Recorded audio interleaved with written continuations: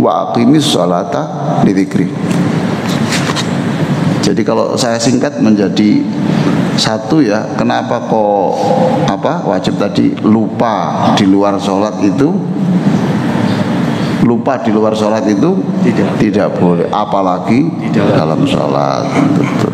Yang kedua, kafir saja itu khusyuk, ya, apalagi kita yang muslim harus khusyuk. Lalu mabuk tidak boleh di luar sholat, apalagi dalam sholat. Kemudian tujuan sholat itu adalah ingat Allah. Itu kalau Bapak mudah-mudahan ingat kan gampang toh Pak. Luka main, selesai. Lu tadi apa? Lupa. Kafir. Orang kafir. Mabuk. Ingat, selesai.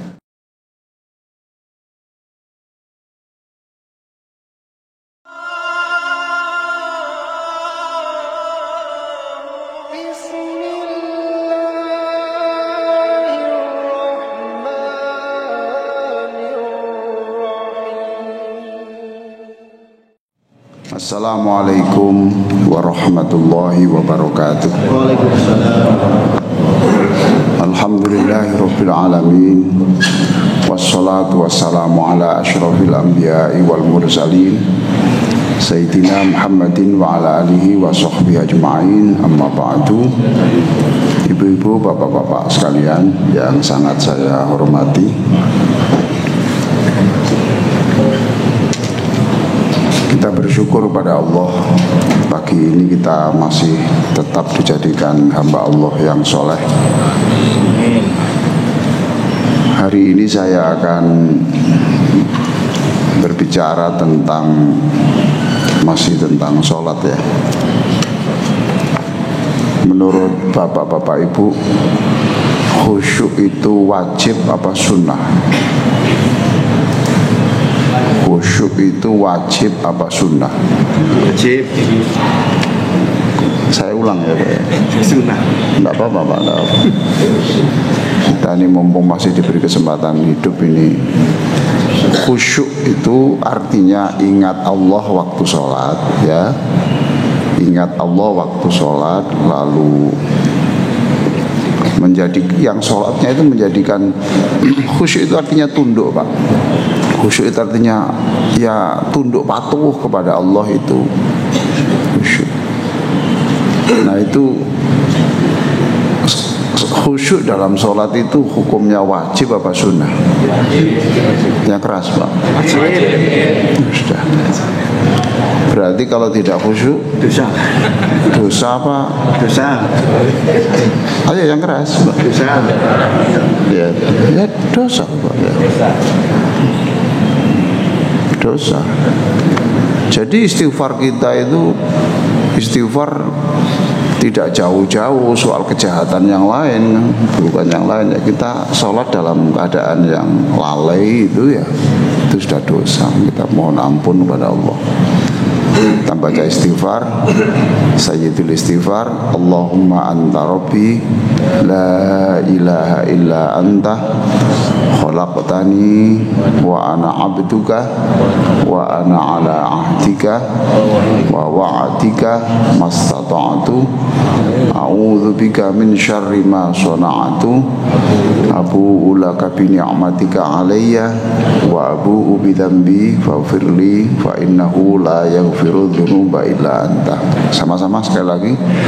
Allahumma anta rabbi la ilaha illa anta khalaqtani wa ana 'abduka wa ana 'ala 'ahdika wa wa'dika mastata'tu a'udzu bika min syarri ma sana'tu abu'u laka bi ni'matika 'alayya wa abu'u bi dzambi faghfirli fa innahu la yaghfiru dzunuba illa anta. Saya ini ya masih terus Pak, setiap hari itu berpikir apa yang harus saya sempurnakan dalam sholat saya itu ya. selalu berpikir, Pak, apa ya? Baik, Pak ya. Saya kutipkan saja di buku ini halaman 84. Saya mengutip pendapatnya Abu Toha Muhammad Yunus bin Abdus Sattar. Setuju dengan pendapat Bapak tadi. Setuju. Artinya khusyuk itu wajib bagi yang mampu, Pak ya. Bagi yang mampu ya. Lah kalau bagi yang tidak mampu bagaimana? Tapi sebenarnya tidak ada alasan orang tidak mampu itu, Pak. Tidak ada alasan. Kan khusyuk itu kan ada prosentasenya, Pak ya. Ada yang khusyuk 1%, ada yang khusyuk 100%, kan gitu, Pak ya. Itulah. Masa 1% aja tidak bisa. Itu loh. Masa sih Pak khusyuk 1% aja tidak bisa. Supaya menggugurkan kewajiban itu loh. Menggugurkan kewajiban itu. Sholatnya sah, karena pendekatan kita kan pendekatan fikih. Zuhur 4 rakaat itu sudah sah, panjenengan itu sudah sah, ibu-ibu sudah sah. Tetapi ada satu hal yang masih ketinggalan, yaitu sholat yang bisa belum merubah keimanan dan akhlak kita kepada Allah itu. Baik ya Pak ya. Beliau mengatakan begini, ada beberapa alasan mengapa khusyuk itu sholat. Nanti saya ajari, Pak. Saya ajari supaya khusyuk yang minimalis gitu ya. Ya. Sudahlah begini, Pak ya. Apa sih artinya Bismillahirrahmanirrahim? Nah iya toh, Pak. Lah kalau Bapak mau ya mengangan-angan dengan nama Allah yang Maha Pengasih dan Maha Penyayang. Allah itu Maha Pengasih kepada saya. Loh, diangan-angan aja lah. Apa saja yang terjadi pada saya itu atas dasar kasihnya Allah. Loh gitu. Masa gitu aja tidak bisa, Pak? Saya diberi sakit, itu mesti rahmatnya Allah. Rezeki saya hari ini turun drastis, yaitu karena Allah, rahmatnya Allah. Saya bertemu dengan orang ngomongnya itu kok menyakitkan hati itu ya, gitu ya. Menyakitkan hati. Ngomong kok kayak gitu ya. Orang berpendidikan ngomongnya kayak gitu ya. Yaitu kita yakini saja orang itu dikirim kepada Allah untuk mengasihi saya. Kalau kita ketemu dengan orang yang memuji saja, kita nggak akan ada peningkatan, Pak. Tapi kalau ketemu dengan orang yang ngomongnya menyakitkan hati kan, itu kan sebetulnya bonus. Hari itu kalau tidak ketemu dia kan kita tidak latihan sabar, Pak. Ya. Nah, kalau sabar berarti dapat pahala toh. Berarti orang itu dikirim Allah ke saya itu untuk menambahi pahala saya lah. Masa begini aja tidak bisa? Apa alasan? Bismillahirrahmanirrahim. Diangan-angan. Masya Allah, Allah itu sayang. Bismillahirrahmanirrahim. Allah itu sayang kepada almarhum bapak saya. Sayanglah. Wong saya ini bisa berdiri begini nih ya, karena didik bapak saya untuk jadi orang baik. Pasti sayanglah Allah di dalam kubur bapak saya, ibu saya di sana. Sayang. Pokoknya, ya kalau sudah begitu kan sudah ada khusyuk itu, Pak, ya toh? Sudah ada khusyuk toh? Ah sudah, berarti sudah yang kewajiban itu sudah kita lakukan.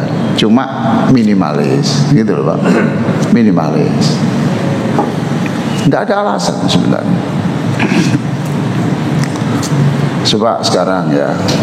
Jadi berarti mencoba memaknai yang kita baca itu yang lebih luas. Jangan hanya terjemahan, gitu loh, Pak. Jangan dengan nama Allah yang Maha Pengasih, jangan gitu. Itu ditempelkan pada dirinya, gitu. Anak saya kok masih begini, ya itu, ya sudah itu pasti sayangnya Allah kepada saya, kepada anak saya. Ya itu saja dimaknai bagaimana sih sayangnya Allah. saya kok masih hidup, ya teman-teman seusia saya kok banyak yang sudah meninggal ya, gitu. Berarti Allah sayang kepada saya supaya kamu mati jangan hanya membawa pahala yang hanya sekian. Kamu saya kasih hidup supaya ada tambahan sedikit gitu. Kamu saya beri hidup supaya kamu ada kesempatan untuk memohon ampun, supaya kamu besok matinya tidak membawa dosa. Masa gitu aja tidak bisa? Tidak ada alasan. Saya kan bukan dari pondok pesantren. Iya, sekarang bukan dari pondok pesantren, tidak tahu artinya. Masa mengembangkan gini aja? Mau ndak?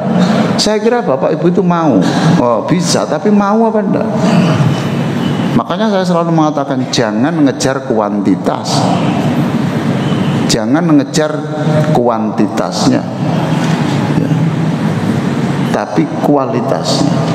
Sebab kuantitas itu sunnah, hitungan itu sunnah.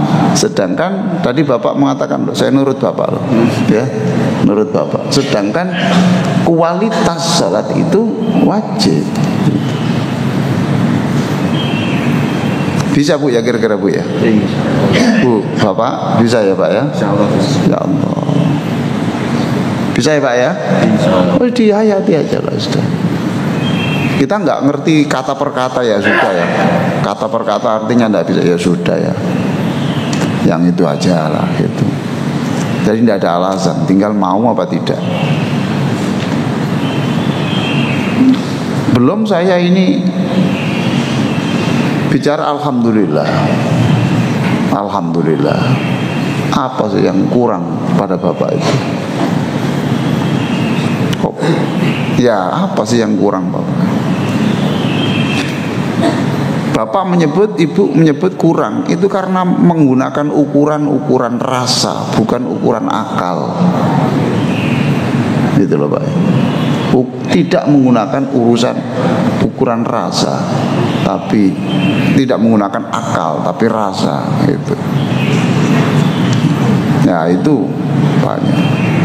Saya tunjukkan lagi. Pokoknya ada kemauan gitu aja. Tapi ini nanti aja. Yang penting untuk minggu-minggu ini, bulan-bulan ini Ar-Rahmanir Rahim aja lah. Sudah itu aja sudah gugur lah. Kewajiban kita sudah gugur toh. Sudah khusyuk berarti toh. Sudah khusyuk, menundukkan hati, menenangkan hati melalui sholat dengan Bismillahirrahmanirrahim. Nah, ini untuk nanti untuk berikutnya. Allahumma sholli ala Sayyidina Muhammad. Allah atau tanpa Sayyidina silakan. Allahumma sholli ala Muhammad wa ala ali Muhammad, keluarganya Muhammad. Nah sekarang kan berarti bapak harus hafal loh, keluarganya Muhammad itu siapa? Betul pak ya?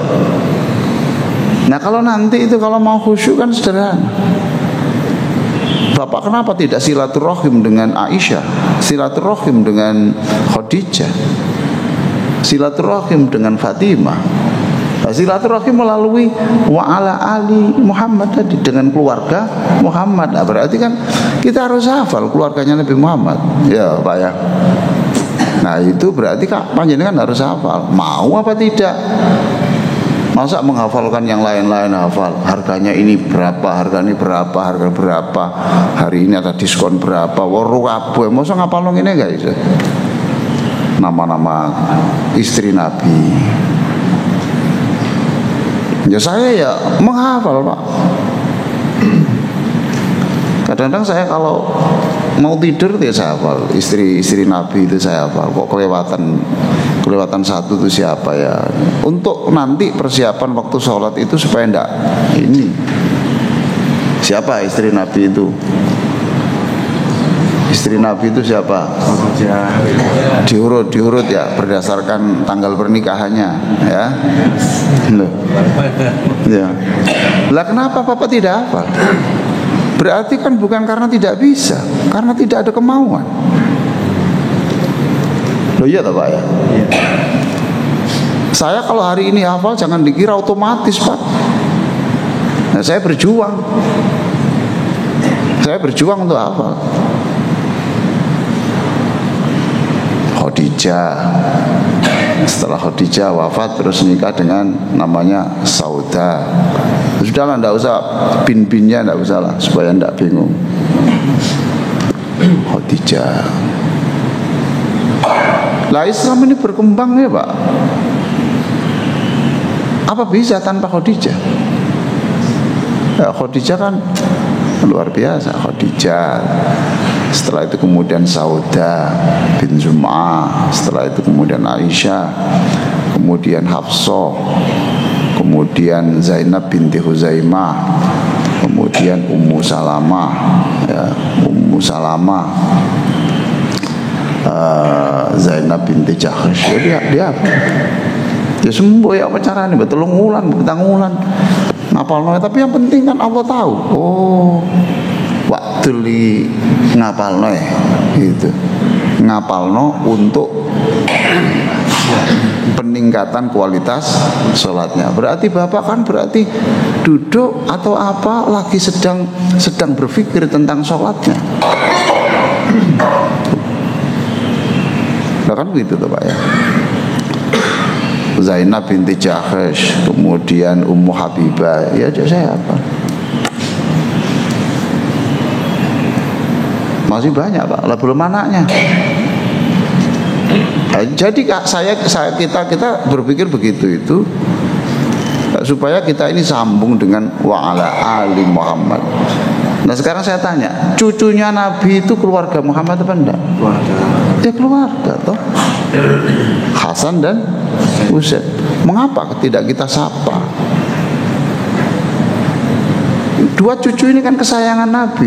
Nah kalau saya mau mendoakan cucunya Nabi, betapa senangnya Nabi. Ya Pak ya, itu ada kemauan apa tidak. Makanya ini harus diprogramkan Pak. Harus diprogram, betul. Harus diprogramkan. Tidak ada Pak, itu langsung mari ceramah langsung bisa khusyuk. Tidak bisa Pak, itu butuh ya usaha lah gitu Pak, usaha. Belum lagi nanti saya berbicara assalamualaikum wa ala ibadillahis sholihin. Salam ya Allah, berikan sholawat dan salam untuk orang-orang yang baik-baik. Orang-orang yang baik-baik. Siapa orang baik-baik itu? Pak, orang yang baik-baik itu loh sinten? Siapa Pak? Loh ini ada Pak Wahyu tuh. Wah, siap Menteri. Alhamdulillah. Siapa orang baik-baik itu siapa? Siapa? Kalau tadi itu jelas keluarganya Nabi Muhammad. Ada yang tidak keluarga Nabi Muhammad tapi orang soleh-soleh. Kita ini disuruh silaturahim yang banyak Pak, dengan orang-orang yang dulu-dulu itu. Wa ala ibadillahis sholihin. Nah, soleh siapa? Ayo. Sahabat Nabi. Jangan sebut sahabat Pak. Kalau sebut sahabat itu nanti Bapak nggak punya sambungan secara khusus. Itu paham loh. Tolong sebutkan. Abu Bakar. Nah kan gitu toh. Nah kan gitu toh Pak ya. Kenapa Bapak tidak menyapa Abu Bakar? Abu Bakar itu dijamin masuk surga. Berarti kan Bapak harus hafal 10 sahabat yang dijamin masuk surga. Mereka sudah wafat, tidak bisa dengan WA Pak. Mengucapkan selamat itu, salawat itu tidak bisa dengan WA. Ya pakai sholat itu toh. Nah kenapa kita memutus kabel kepada DKI? Abu Bakar, siapa lagi? Umar loh. Umar itu kan orang hebat Pak. Wahyu itu banyak turun itu. Ada beberapa wahyu turun itu hampir persis dengan komentarnya Umar Bapak. Banyak itu. Jamin masuk surga. Kenapa? Tidak kita sapa. Jawabnya kan sederhana, tergesa-gesa. Mengapa tergesa-gesa? Kita ngejar kuantitas. Atau mengapa tergesa-gesa? Ya karena kita rasanya komunikasi dengan makhluk biasa-biasa saja itu merasa lebih penting. Di WA itu kan orang biasa-biasa aja semua, Pak. Iya toh, Pak? Itu orang biasa-biasa aja. Siapa? Ya biasa-biasa. Kenapa kita tidak berhubungan dengan orang penting-penting itu? Ya berarti harus hafal. Saya hafal, Pak. Tapi jangan dikira, Pak, untuk menghafal ini berapa minggu. Terutama untuk otak saya yang usianya sudah 67 begini. Usia Bapak berapa? 6. Gampang nih, Pak. Gampang nih. Ya. Apa itu? Bagi yang tua-tua itu mau, tapi jangan, enggak mau putus asa. Saya tunjukkan pada Allah, saya ini lagi menghafal, ya Allah. Saya ingin jadi orang baik. Siapa tahu bahwa kita menjadi baik itu karena ada sambungan itu. Wallahu a'lam. Gitu. Nah, assalamu alaina wa ala ibadillahi sholihin itu sendiri gambaran. Kalau kamu tuh jadi orang baik, tidak bisa kamu sendiri. Kamu lepaskan dari orang-orang ini yang baik-baik itu, gitu loh, Pak. Assalamu alaina wa ala ibadillahi sholihin. Itu berarti kita kami itu berarti untuk menjadi soleh itu tidak bisa secara pribadi, harus ada keterkaitan dengan orang-orang soleh-soleh yang terdahulu.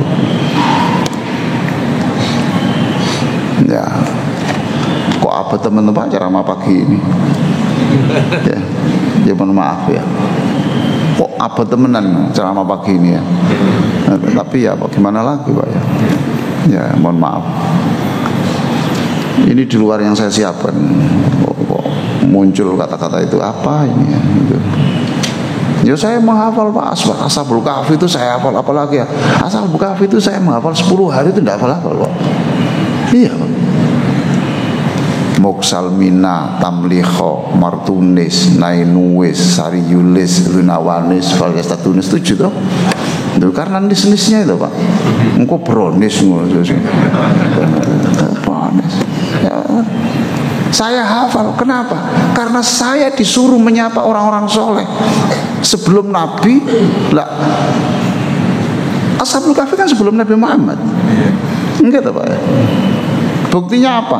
Kan di situ Quran itu turun berbicara tentang Ashabul Kahfi. Berarti Nabi Muhammad kan baru tahu ada Ashabul Kahfi setelah ada Quran. Itu. Nah, kenapa tidak kita sebut? Orangnya mulia disebut dalam Al-Quran. Nah, gitu. Jadi ada kemauan apa tidak? Ya sudahlah. Pokoknya yang penting itu ada pengguguran kewajiban lumayan, dan ini bertahap.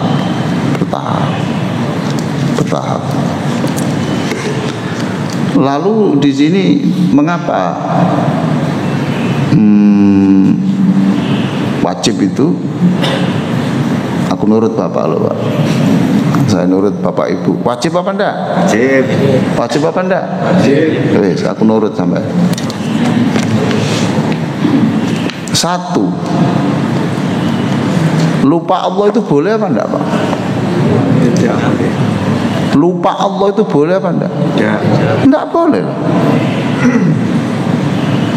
Enggak boleh. Sebab ketika kita lupa Allah, itu saat itu setan masuk pada jalur kita.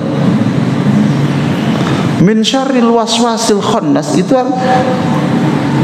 artinya min syarril waswasil khannas itu adalah dari kejahatan setan yang kemudian mundur teratur ketika orang itu tersambung dengan Allah. Nah, maka di dalam ayat Al-Quran itu ada, kalau kamu itu putus hubunganmu dengan Allah, saat itu kemudian ganti yang menyambung adalah setan, hawa nafsu. Ya, gitu. Jadi lupa Allah itu boleh apa enggak? Ya. Tidak boleh. Berarti lupa Allah dalam sholat Tidak boleh. lupa Allah di luar sholat boleh enggak? Tidak boleh. Tidak. Apalagi loh, gitu loh, logikanya itu. Ya soal 2 rakaat hanya ingat beberapa menit, lumayan, Pak. Lumayan. Berarti sudah khusyuk cuma sekian persen, tapi ya sudah bagus. Sudah bagus. Coba sekarang Bapak buka surat Al-A'raf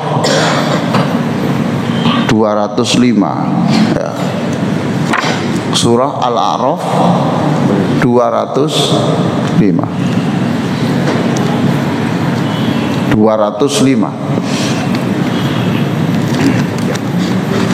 Sudah Bu, ketemu Bu? 205. Ada Bu? Bunda tolong dibaca ujung ayat saja Bu. Beberapa kata dari ujung ayat, mulai wala takun. Ujung ayat saja. Ayo Bu. Wala takun. Ya. Ujung ayat saja Bunda.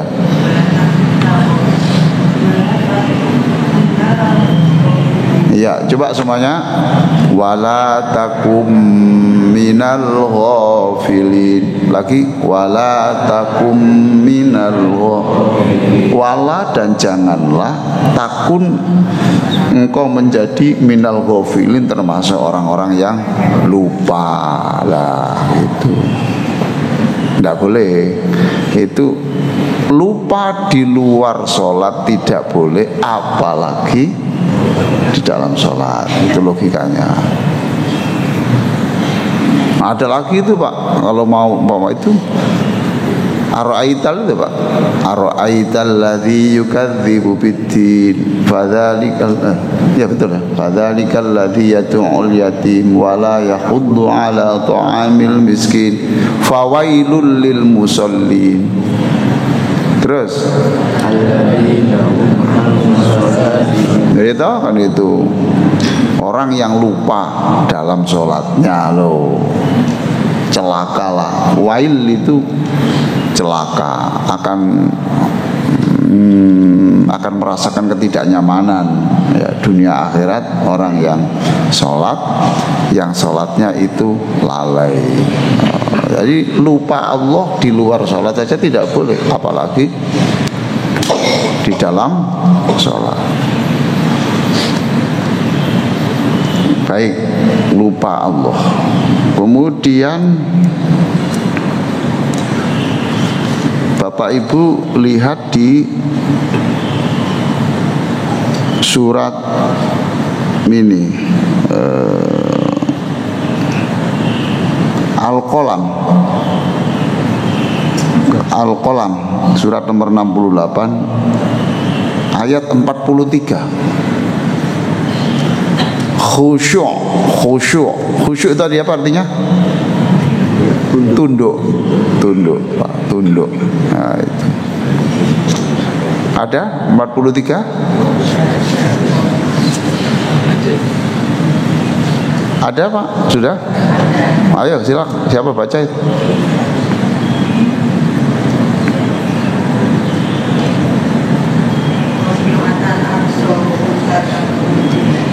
Ya, artinya apa Bu? Ya, nah pandangan itu tentang orang kafir Bu.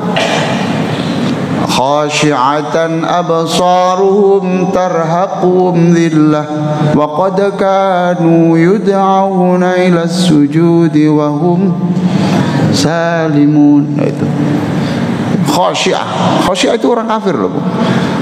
Hari itu orang kafir khusyuk. Hari itu orang kafir khusyuk, tunduk kepada Allah. Matanya tertunduk. Nah, tunduk khusyuk. Lah orang kafir aja khusyuk, tunduk ketika melihat siksa Allah. Nah, masa orang muslim tidak? Itu khasyiatan absaruhum tarhaqum dhillah, surat Al-Qalam. Ini banyak yang tidak hafal surat Al-Qalam, tapi kalau lagu apa ikan dalam kolam hafal. Kolam. Oke ya Pak ya. Lalu berikutnya, mabuk itu boleh apa enggak? Boleh apa enggak mabuk? Ya boleh kalau mabuk kendaraan tuh Pak.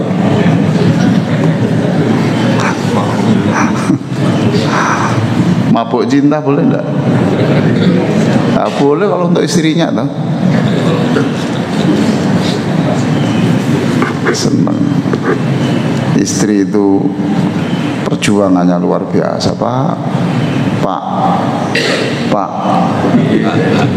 Mohon diingat ya. Istri itu perjuangannya berat loh, Pak. Pak Pakhi berapa putranya, Pak? 3. Enggak main-main, Pak, diberi 3. Bapak berapa? 2. Yang melahirkan siapa? Yang melahirkan istri. Bapak bagian apa?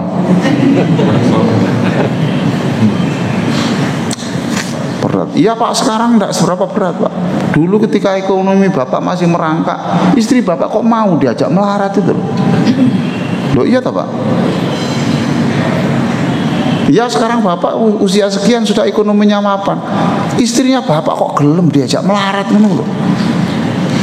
Sing tahu melarat lah, sing mohon maaf sing tahu suki langsung keturunan ya enggak, saya enggak ngomong itu wis. Saya masih ingat istri saya ajak montang-manting ini, belum punya rumah ke sini. Itu belanja itu dilihat ini wis. Daster hanya boleh setelah 6 bulan tuku ngono Pak itu Pak. Ngangsur rumah itu beli kursi aja tuku kursi kloso ae. Kloso. Apa Mas? Iku kok ambien Dik, kalau panas ambien. Bareng mesti duit tuku kursi lho jerene ambien. Iya saiki wis gak. Kok mau lho Pak? Kok mau? Belum lagi watak Bapak. Iya Bapak sekarang kelihatan santun, sabar ya kan saiki Pak. Ayo betul enggak? Nome ban sama dulu kan murang-muring kan toh. Betul loh Pak. Lo kok gelem kok gak njaluk pegat. Nah ini betul enggak Pak? Temperamen. Kok ya gak sepira murang-muring kita. Belum hamil Pak ya. Hamil, belum melahirkan, belum menyusui, belum. Bapak sekali-kali merenung tentang kehebatan istri itu loh Pak. Jadi syukur. Saya kalau zikir itu mesti saya bersaksi istri saya orang baik, masukkan ke surga. Saya saksinya bahwa istri saya orang baik. Tahu ngomong ngono sampean? Hah? Zikir kemarin sembahyang ngono, saksi. Saya bersaksi istri saya orang baik gitu loh Pak. Ngomongin aja apa tuh sampean? Mau diceritain ini, ya bojoku dhisik kudu bersaksi bahwa suami kurang baik. Loh kok ngono sampean? Umpamanya ibu-ibu itu sekarang itu hidup pada era sekarang ini. Ibu-ibu mungkin sudah minta cerai Pak Kabian Pak. Minta cerai Pak. Sekarang ini kan jumlah perceraian kan tinggi sekali Pak. Dan itu kebanyakan kan atas tuntutan istri. Mohon maaf ini Pak ya, jadi tidak menyinggung loh Pak, enggak. Saya yang umumnya saja gitu loh, umumnya saja. Saya tidak menyinggung orang per orang lah, orang per orang. Tapi betapa perempuan itu memang jasanya besar. Nah Bapak kalau tidak percaya, saya ngomong begitu, silakan Bapak buku baca doa zikir afirmatif. Itu ada statement toh, la ilaha illallah, tidak ada yang bisa memasukkan surga untuk istri saya yang baik itu kecuali Engkau ya Allah. Lihat itu Pak, saya tulis, saya tidak hanya ngomong. Saya juga bersaksi, bapakku orang baik, ibuku orang baik, mertuaku baik, masukkan surga, ampunilah. Ada, saya tulis itu Pak itu. Nah kalau gelem ngomong ngono kan sembahyang bisa ngomong ngono kan api, seneng bojone ya Pak. Kok khusyuk Pak, ndongakno awakmu. Sarapan biasa kali kerupuk, tambah kerupuk. Lawan kita ini Pak ya, orang berbuat baik itu sangat mudah, tapi tidak kita lakukan. Itu. Apalagi kalau sudah sama-sama sepuh gitu Pak ya. Ya Allah, 2 orang saja di rumah kayak saya sama istri saya, Insya Allah kok bisa saya sampai melalui liku-liku perjalanan begini. Sampai kadang mikir bojoku kok gelem meteng ping 7 lu kok gelem. Masya Allah. Kalau prosesnya sih gelem bodoh, ngelahirno iki lho kok gelem ping 7. Anak-anak saya dididik bahasa Jawa sing halus, telateni bojoku.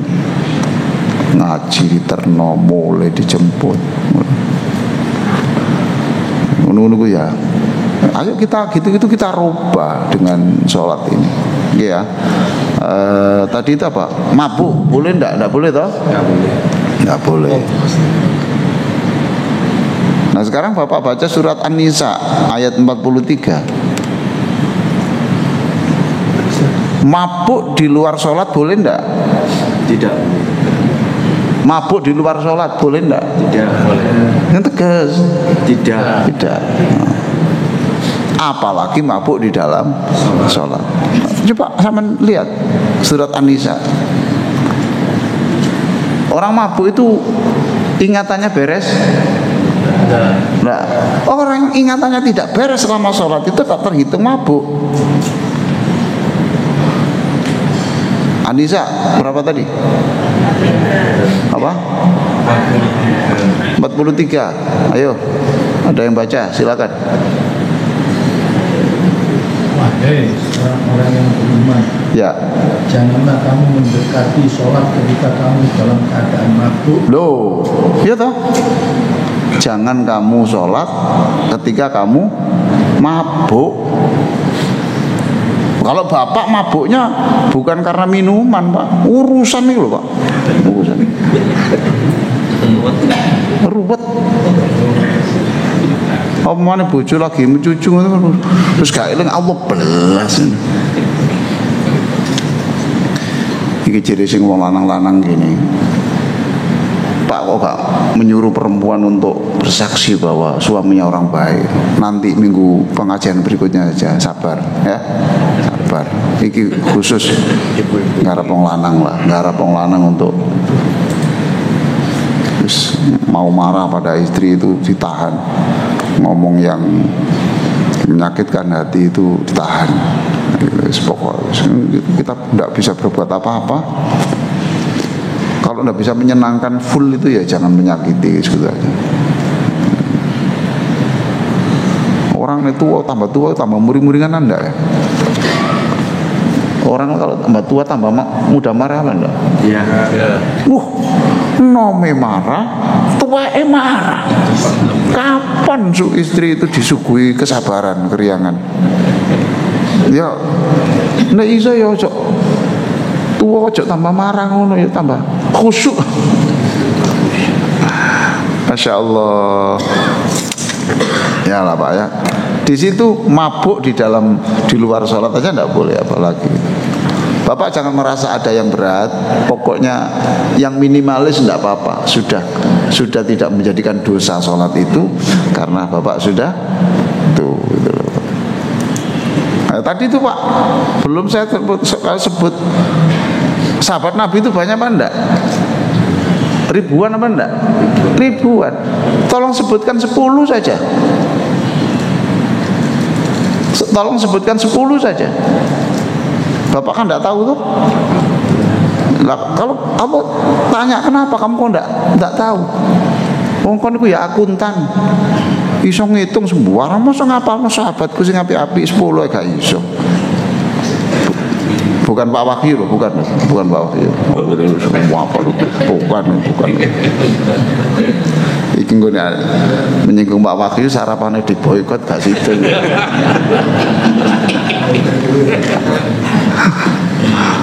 Iya lah Pak. Itu dihafal. Banyak Pak.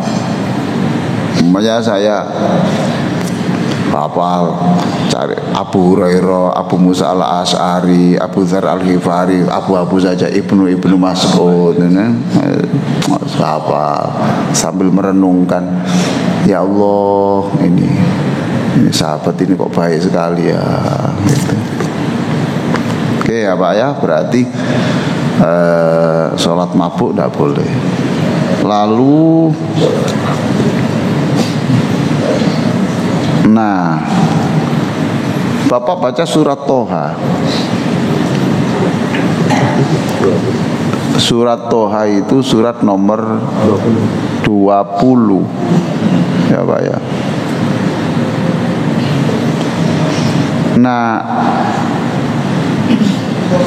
tujuan sholat itu adalah ini loh Pak. Tujuan utama sholat itu adalah ingat Allah. Oh iya, ayat 14 Pak. 14. 14.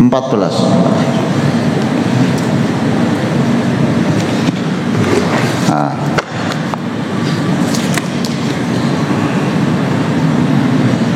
Sudah Pak? Apa Bu? Silakan Bu dibaca Bu, yang keras. Saya dengar kok.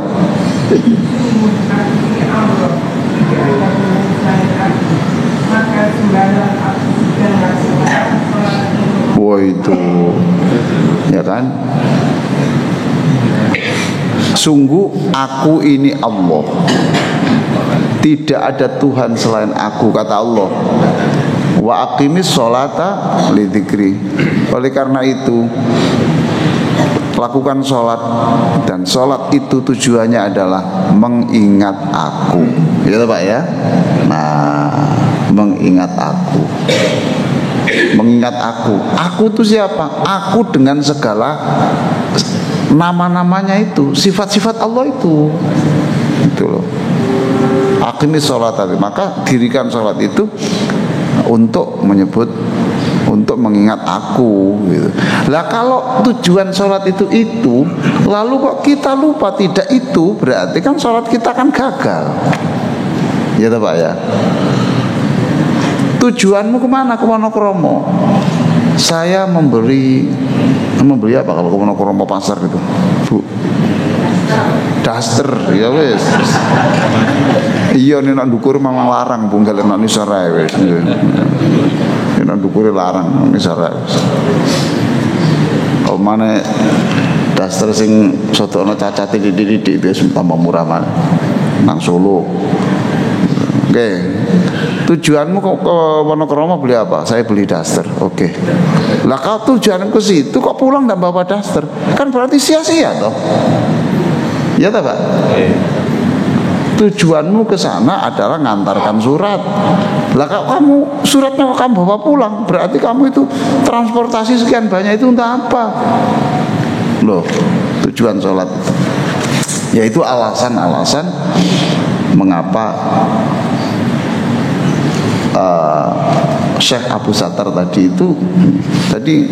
tujuan sholat itu adalah untuk apa?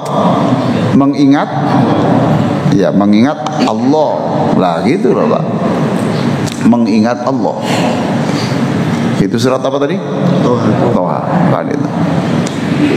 Wa anakhtartuka fastami' lima yuha innani anallahu la ilaha illa ana fa'budni wa aqimis salata lidzikri innas sa'ata atiyatun akadu ukhfiha litujza kullu nafsin bima tas'a fala yasuddannaka anha man la yu'minu biha wattaba'a hawahu fatarda.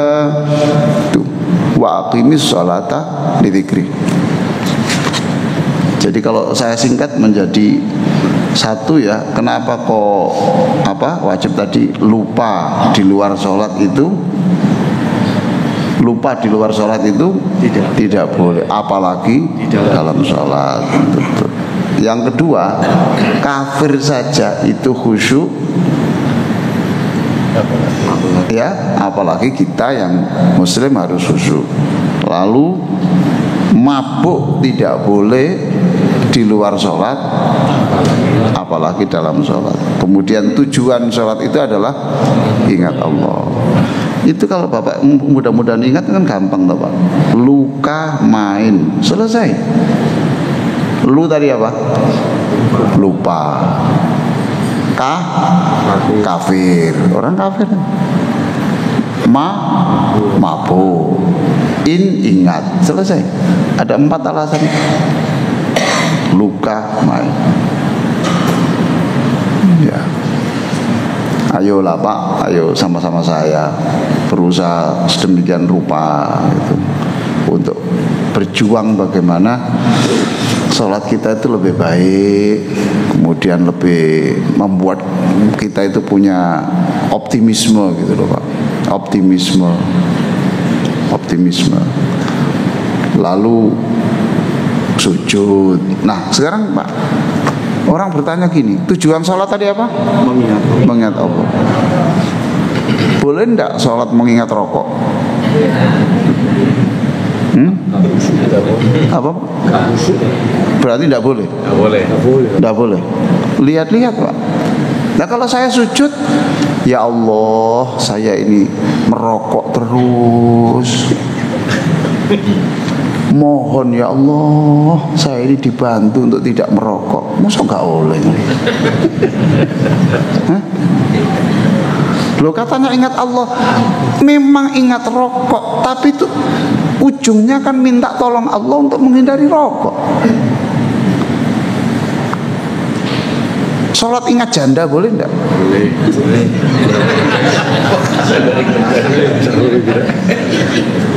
Pak. Boleh toh? Ya wis, sudah sampean. Loh iya toh Pak? Ya Allah, kenapa hati saya akhir-akhir ini kok selalu tersambung dengan dia? Ya, bantulah saya untuk tidak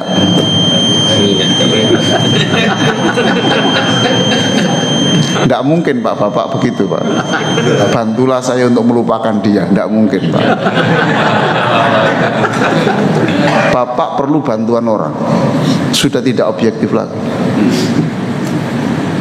Loh saya ini betul Pak, bertemu dengan orang yang faham agama. Dia memberitahu saya, Pak tolong saya doakan. Itu kenapa? Ini loh Pak, istrinya orang, seneng saya Pak. Saya ini tahu itu istrinya orang. Saya tahu itu haram, tapi saya tidak mampu Pak. Lah kono desekai terus Pak. Lah saya mau berdoa, ya Allah lupakan itu. Aku gak iso panjenengan wayu ya Pak. Tadi iki mau ngomong lupakan saya itu gabrus.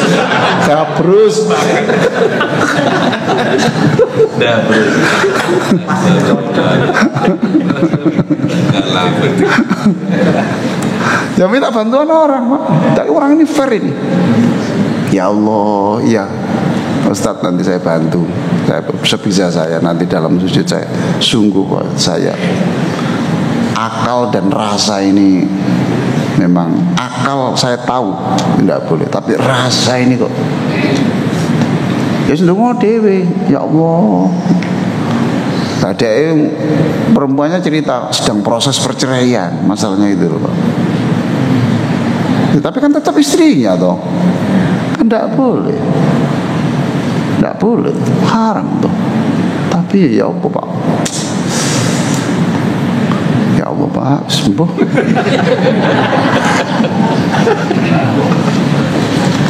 Lah, tapi ingat janda boleh Pak kita tadi. Ya wis, aman. Iya Pak, itu boleh Pak, itu boleh. Jadi mau sholat kok ingat penyakit, ingat ini. Loh, jangan penyakitnya, ini lagi ngomong apa dia. Saya pernah dikritik Pak itu. Pak, sholat itu kan hanya untuk mengingat Allah. Tapi Bapak mengajari soal anak yang belum nikah, anak yang ini gimana? Loh, Sita, ingati mau ini opo? Mau kata Allahnya ndak ada. Ya itu ingat Allah tadul. Loh ya toh? Ya Allah, anak saya usia 43, perempuan belum menikah. Mohon ya Allah dipilihkan yang baik. Saya tahu ya Allah, anak saya umur 43 belum menikah, bukan karena tidak ada jodoh, karena anakku ini orang baik, maka engkau sedang mencarikan suami yang baik ya, bukan suami yang ecek-ecek ya. Kan ujungnya kan ada, kan berarti ingat Allah ya tak Pak ya. Loh, ini sejadat ini. Silakan Pak, ada pertanyaan-pertanyaan, monggo. Ini kemarin siapa yang janji? Ada dua jamaah yang bulan lalu. Oh, yang minta itu ya? Alhamdulillah. Dibaca loh Pak ya? Baca itu. Dibaca. Benar. Oke, tak apa-apa. Nanti dibaca. Oke, tak apa-apa. Nanti aja. Ada yang mau situ terkait. Ayo. Itu loh Pak. Oh.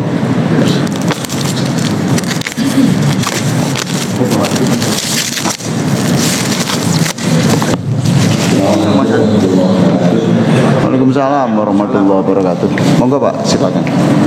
Mohon penjelasan tentang ayat yang berbunyi wasta'inu bis-sabri was-shalah. Jadikanlah sabar dan salat sebagai penolong. Mohon penjelasan. Terima kasih. Assalamualaikum warahmatullahi wabarakatuh. Waalaikumsalam. Waalaikumsalam warahmatullahi wabarakatuh. Wasta'inu bisabri wassalam. Memang itu kalau diterjemahkan bahasa Indonesia jadinya kayak gitu Pak. Itu susah ya. Ya. Wasta'inu bisabri wassalam. Kalau diterjemahkan dalam buku terjemah itu jadikan sabar dan sholat sebagai penolong. Ya. Ya berarti kalau Anda itu ingin selamat ya sabarlah kamu dan sholatlah kamu, gitu Pak. Tapi bisa juga tuh Pak. Wasta'inu bisabri wassalah. Mintalah tolong kamu kepada Allah, ya Pak ya. Caranya adalah dengan kesabaran menerima kenyataan itu, wassalah dan sholat yang bagus. Itu di sini sudah kita diskusikan Pak. Di sini ada itu. Jadi berarti kalau orang itu ingin selamat kan berarti ya sabarlah dan sholatlah. 2S itu Pak itu. Nah, sabar sholat itu 2, seperti tidak bisa digandeng. Kalau Bapak tidak sabar, sabar itu apa sih Pak? Sabar itu apa? Menerima. Loh ini loh pengertian yang sempit gini. Sabar itu Pak, ulet itu sabar Pak. Sabar itu ulet ya, sabar itu as-sabr itu ulet juga. Sabar menunggu hasil itu namanya sabar lah. Sabar menunggu hasil itu ulet. Gagal, tidak menyerah. Wah mungkin belum berhasil. Itu namanya keuletan. Jadi sabar itu tidak hanya dicela orang terus sabar, sabar, dikepuk uang, sabar, sabar. Bukan itu aja Pak. Sabar menunggu, sabar melalui proses panjang untuk sukses itu sabar.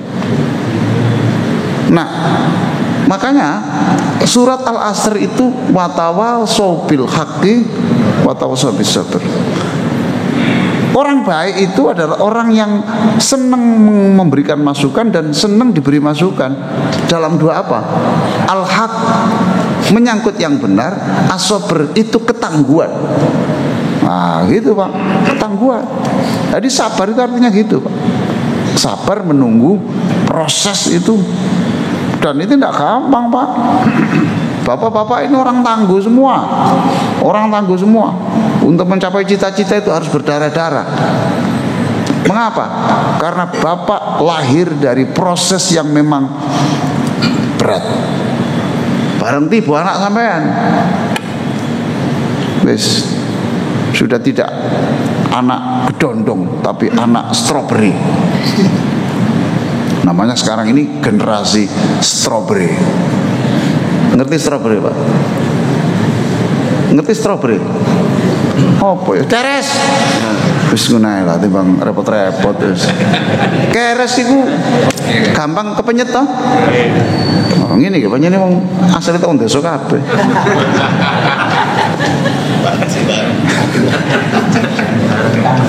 Keres ini generasi keres. dibungkus penyelidik. Nah itu generasi strawberry. Anak kita itu sekarang generasi ini Pak, keuletan itu tidak punya, manja. Generasi keres wis strawberry ya bingung. Nek bapak ini Pak generasi kedondong Pak. Atas Pak. Bahkan itu nek gak dibanting nih Pak, durung metu legine Pak. Iya toh? Nggih Pak Wahyu. Masih ingat Pak waktu kecil Pak? Kedondong suawan tek yen. Lah keres sampean ngono no. Penyet no. Itu Pak. Jadi wasta'inu bisabri wassalah itu. As-sabr itu artinya Pak. Tolong diterjemahkan sabar dengan lebih luas. Ada lagi Pak? Cukup Pak ya? Satu lagi. Ini Pak. Ini. Ya Pak Haji, silakan Pak Haji. Assalamualaikum. Ini mau tanya tentang was-was dan pikun Pak. Apa Pak? Was-was dan pikun. Pikun. Apakah tidur habis sholat duhur atau sholat asar? Ada yang mengatakan itu bisa menjadi penyakit was-was dan penyakit pikun. Gimana itu? Tidur setelah asar. Nah wayahe wong kerja ya turu mesti ayo apa. Tapi itu jangan kalau itu menjadi kebiasaan maka lihat-lihat loh Pak. Lihat-lihat ya. Lah kalau dia itu memang bisanya tidur hanya setelah asar dan itu karena dia nanti shift malam Pak. Shift malam di rumah sakit, shift malam di pertokoan, shift malam di kantor. Nah kalau tidak tidur jam sekian, mungkin yang tidak boleh itu yang menyebabkan jelek itu kan adalah kebiasaannya ini Pak. Saya ceramah pulang baru jam 1. Kalau saya nanti tidur nanti nanggung asar, maka saya sholat asar dulu, saya tidur supaya nanti saya maghrib fresh. Tapi mbok susu mbok pekun mbok aku iki. Lah karena saya kalau tidak tidur Pak kurang itu bermasalah dalam kesehatan saya. Tapi kalau itu ada waktu-waktu yang bisa, maka saya setelah sholat zuhur tidur, kemudian nanti malam fresh itu. Pekun gak urusan itu Pak, pekun itu ya utangnya akeh kok gitu. Monggo, ngomong. Ini kan wajar. Siapa ya? Saya kira begitu. Pak ini masih ada waktu, cukup waktunya tak? Monggo.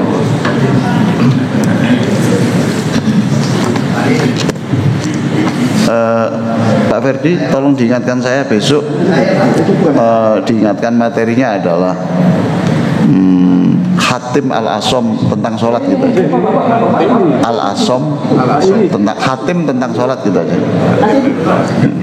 Supaya nanti, karena itu tadi mestinya ini tadi.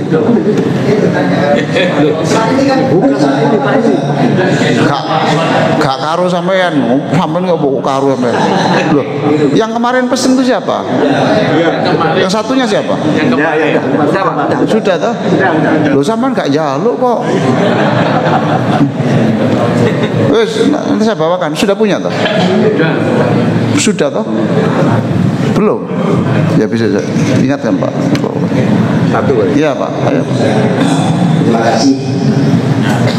Di doa-doa yang di antara yang mustajabah itu antara ada dengan doa. Betul Pak. Mohon maaf, saya perlu digarisbawahi di sini tidak ada membahas perbedaan itu, tidak perbedaan itu. Tidak kita harus selalu ini tidak ada di situ. Tetapi begini, ada di antara masjid dan musola pada waktu Kamis juga tadi ada ujian-ujian sehingga suasana di dalam masjid musola itu gemuruh. Yang saya tanyakan di sini lebih utama yang mana kami menjalankan sholat tahiyatul masjid atau kami cukup duduk saja sambil mendengarkan pujian bersama. Sekali lagi kami tidak membahas pekerjaan. Itu yang saya. Terima kasih. Assalamualaikum warahmatullahi wabarakatuh. Waalaikumsalam warahmatullahi. Ya sholat Pak tetap obliya itu Pak. Tapi nggak khusus kan? Apa? Tadi tak katakan yang khusus. Khusyuk yang minimalis saja. Terus ilingo bismillah tok wae lho.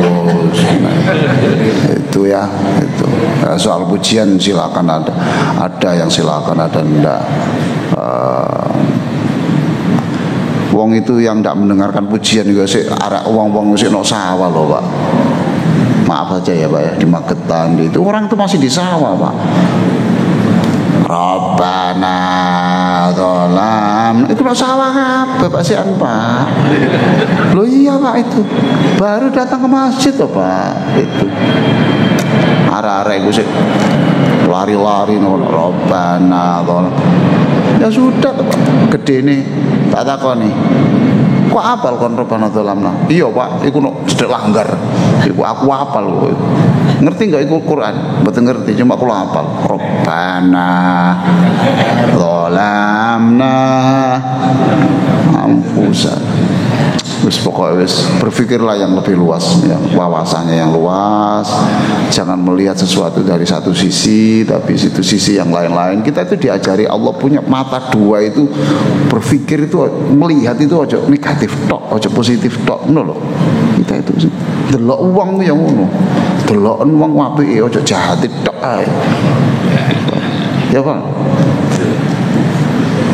Ya Hayyu ya Qayyum amitna ala dinil Islam. Ya Allah, kula niki sampean wafatkan dalam keadaan kula niki Islam loh. Ya kedua-duanya lah Pak, aja dibuat ekstrim ngono. Minimalis. Lah sekarang ndak pujian Pak ya. Sampean Bapak tahu ndak? Masjid itu di sekitar sini nggak ada pujian. Kanan kiri ini pujian kabeh. Terus gak sembahyang, sampean gak sembahyang pisan. Masjidnya nggak ada pujian, tapi kanan kirinya langgar. Iku speaker rene kabeh Pak. Puji. Ya toh Pak ya. Saya kira begitulah. Wis pokoknya wis tetap sholat Pak. Nah saya demi mengejar kualitas itu kadang-kadang kayak seperti saya tadi itu kan waktu saya mepet ya, itu saya sholat tahiyatul masjid dengan sholat qobliyah itu saya gandeng jadi satu. Saya niat sholat tahiyatul masjid plus. Nah saya bisa saja saya percepat, tapi aku willing dosa ya, wajib ya apa? Aku wedi aku soal. Berarti aku ya wis dimaksimalkan, diminimaliskan. Allahumma sholli ala sayyidina Muhammad wa ala alihi wa sahbihi ajma'in walhamdulillahi rabbil alamin. Allahumma la tata'alana dzamban illa ghafartah. Ya Allah, kami ini banyak dosa, ya dosa karena kualitas sholat kami, dosa kurang mensyukuri nikmat-Mu, doa kurang menjaga kata-kata yang terbaik untuk orang lain. Ampunilah kami, wala hamman illa farajtah. Siapapun yang lagi susah karena pekerjaannya, karena rumah tangganya, melalui doa yang diamini orang soleh-soleh pada pagi hari ini, ya Allah, hilangkanlah kesusahannya. Wala maitan illa rahimtah. Ada beberapa dulur-dulur kami, ya Allah, yang wafat duluan daripada kami, maka yang sudah wafat itu rahmatilah, ampunilah, dan yang sedang Engkau berikan tambahan umur, Engkau berikan kesabaran. Wala saqaman illa syafaitah. Ada juga yang sedang sakit di masjid ini, di luar masjid ini, Engkaulah ya Allah yang akan menyembuhkannya. Wala hajatan illa qadaitaha wa yasartaha. banyak di antara kami yang masih banyak cita-cita yang belum tercapai. Maka apapun yang menjadi cita-cita kami, dengan kemurahan-Mu, rahman rahim-Mu, ya Allah, mudahkanlah kami untuk mencapainya, termasuk keinginan anak dan cucu kami semuanya. Allahumma sholli ala Muhammad, berikan salawat kepada Nabi kami Nabi Muhammad.